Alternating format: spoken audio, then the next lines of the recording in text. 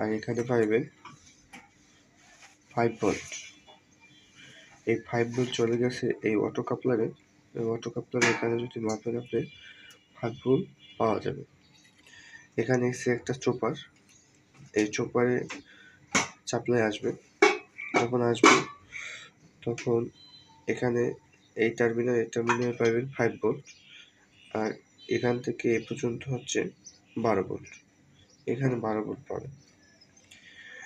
আর হচ্ছে এখানে দেখেন রিলে আছে, এই যেখানে রিলে 12 ভোল্টের রিলে, এটা হচ্ছে একটা হচ্ছে বাতির আর একটা হচ্ছে ফ্যানের রিলে, আর এখানে 3টে রিলে থাকে মূলত। একটা রিলে সমস্যা এই জন্য করে ফেলা হচ্ছে। এই রিলে এখন নর্মালি ওপেন আছে, যখন এটা 12 ভোল্ট